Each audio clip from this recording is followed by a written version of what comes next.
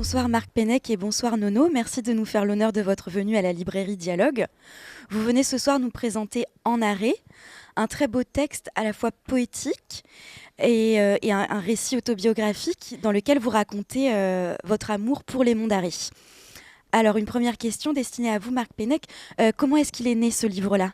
Alors, c'est un livre qui a mûri longuement, puisque j'ai pris des notes sur les monts d'arrêt depuis des décennies quasiment, depuis mon adolescence, parce que j'ai commencé à écrire, à prendre des notes, à faire des petits textes. Et puis au fur et à mesure des balades, des randonnées, des séjours dans les monts d'arrêt, je continuais à enrichir ces notes. Et puis un jour, il a fallu mettre ça au propre. Et donc Nono m'a proposé le projet. J'ai sauté sur l'occasion aussitôt, puisque c'est vraiment ce dont je rêvais, quoi. Le thème, c'est un thème qui me tient au cœur très, très fortement. Et donc ce thème des monts d'arrêt, on sent qu'il vous tient à cœur à tous les deux, à travers les textes, mais aussi à travers les dessins. Alors d'où est-ce qu'il est né, votre amour à tous les deux des monts d'arrêt ? Moi, j'ai passé 15 ans dans le centre-Bretagne. J'étais à Carhaix, au lycée de Carhaix, où j'étais prof de philo. Et il m'arrivait donc très souvent de venir dans le coin de La Feuillée, dans le coin de Bodmeur, etc. Même il m'est arrivé de faire du cheval, parce qu'on avait un ami qui tenait un centre équestre, il s'appelait Émile Guyon. Et donc on grimpait sur ses pouliches, là, sur ses chevaux, puis on allait se balader dans les monts d'arrêt. Et puis c'est vrai que déjà à ce moment-là, je faisais quelques petits dessins justement sur ces paysages qui étaient quand même magnifiques, hein. Alors moi, ça m'a toujours tenu, et c'est quasiment une matrice, quoi. C'est le lieu où je me suis fait, où je me répare aussi, où je me refais.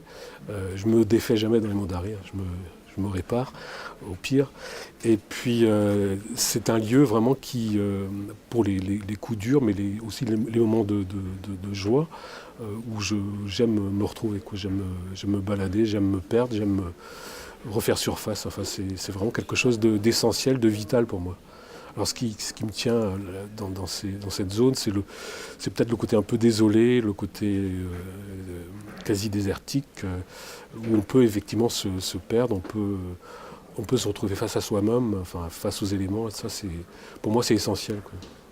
Alors, les formes dans ce livre, elles sont variées, à la fois les formes textuelles, puisqu'il y a des passages en vers et des passages en prose. Et puis, elles sont variées aussi au niveau des dessins, puisqu'on a des aquarelles, des crayonnés, donc des dessins qui sont poétiques et d'autres qui sont humoristiques. Alors, comment ce mélange des formes s'est-il imposé à vous ? Marc. Pour l'écriture, moi je voulais une écriture qui soit très qui coule, enfin qui soit un peu à l'image de cette pluie, de ces ruisseaux, de cette rivière dont je parle beaucoup dans le livre. Donc une écriture très très fluide, mais aussi très très rythmée, parce que je suis très marqué par la prose et la poésie de la Beat Generation, Kerouac bien sûr, mais aussi Ginsberg, enfin tous les Snyder, tous les écrivains et les poètes de la Beat Generation. Et c'est des choses très rythmé, enfin on sent le flow, on sent, enfin, au sens musical du terme, on sent le beat, les palpitations. Donc je voulais quelque chose de très saccadé, de très rythmé. Et donc ce texte alterne la prose et la poésie qui vient, enfin les poèmes qui viennent très logiquement dans la foulée de cette prose. Enfin, je voulais quelque chose de très cohérent qui coule naturellement. Oui, alors au niveau des dessins, c'est vrai qu'il y a les deux. Il y a des aquarelles et puis il y a des dessins humoristiques. Et c'est vrai que moi, je suis quand même un dessinateur de presse et d'humour, même si je ne suis pas très marrant, mais bon. Donc j'ai quand même voulu, à travers des dessins justement d'humour, montrer un peu quand même cette vie dans les monts d'arrêt, notamment cette vie musicale avec des groupes tels que les Diaoulettes Arménaises et puis Youn Guernic, etc. Il y avait cette volonté aussi de montrer que même si c'est vrai que c'est un peu désertique ce paysage, mais c'est quand même, voilà, il y a quand même des gens qui vivent hein, et qui font de la musique. Donc il y avait ce choix ouais, voilà, de mélanger un peu les deux genres. Et c'est vrai que dessiner les monts d'arrêt, c'est pas facile parce que il y a des couleurs, il y a des formes qu'il faut bien capter, ce qui n'est pas évident. Et donc voilà, moi j'ai essayé avec ma boîte d'aquarelle d'essayer de représenter ça. Mais c'est quelque chose effectivement qui m'a beaucoup intéressé, qui m'a passionné. Quoi. Comment rendre ces monts d'arrêt? Alors en quoi est-ce qu'on peut dire que les monts d'arrêt sont synonymes d'une contre-culture? Alors c'est pas synonyme d'une contre-culture, c'est un lieu où la contre-culture peut être possible, c'est différent. Enfin, à l'époque, pour nous, on était étudiants à Brest à cette époque-là, enfin dans les débuts des années 70, 72, 73. Et c'est vrai qu'on filait volontiers le week-end, on quittait Brest pour aller pour aller camper dans les monts d'arrêt, pour faire de la musique, et les monts d'arrêt accueillaient aussi tout le revival de la musique bretonne.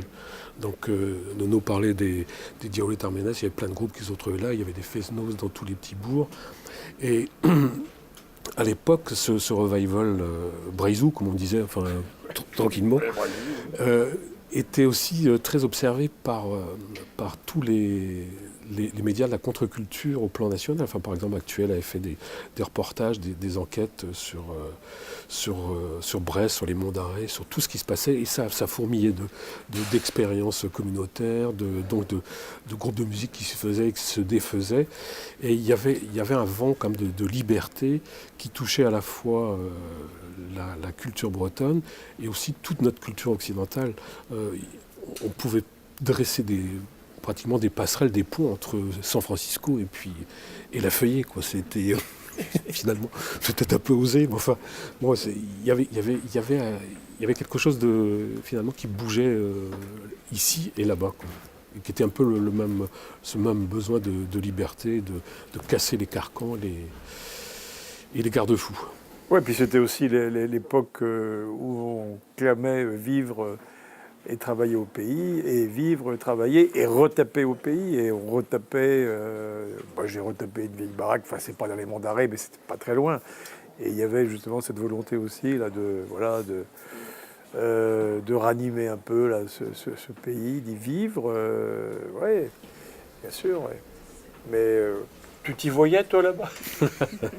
On a eu longtemps ce projet de s'y installer, de monter une communauté. Bon, on l'a pas fait. Et est-ce qu'il reste une frustration de ne pas l'avoir fait? Non, absolument pas, non. Non, j'ai fait autre chose et je suis très heureux de l'avoir fait. Non, mais j'aurais pu faire ça et puis j'ai fait autre chose. Mais pas de frustration. Alors si vous deviez nous recommander un lieu à visiter absolument dans les monts d'arrêt, quel serait-il? Alors moi j'ai deux lieux, mais le premier c'est un petit chemin pardon, à l'est de Trédu-dans-le-Moine. C'est un petit chemin qui monte dans la montagne. On appelle la montagne, ça n'excède pas 385 mètres, mais enfin on dit la montagne. Et l'hiver, il est couvert de... Enfin, c'est un ruisseau qui coule sur ce chemin. Il est couvert d'eau. Et l'autre lieu, peut-être, c'est le classique, hein, c'est le Yonélès. On a traversé les tourbières sur la passerelle de bois. Donc mais il faut le faire par les temps, par divers temps, divers météos, par beau temps. Moi, j'ai fait par beau temps 30 à 35 degrés. C'était en 2003, 2004. Donc le chemin qui part du village, comment ça s'appelle? De Kernéves. Kernéves. En Bodmer, c'est la commune de Bodmer. Oui, en Bodmer. Ouais. Et donc il traverse ensuite le Yonne. Alors je l'ai fait par beau temps, je l'ai fait par temps pourri, par mauvais temps. C'est superbe aussi. C'est super par tout temps. Et vous, Nono, il y a un lieu que vous appréciez particulièrement? Oui, il y a des coins évidemment qui sont assez fascinants. Et je pense par exemple à la chapelle ou à l'église de Saint-Herbotte, qui est une église magnifique là, en granit.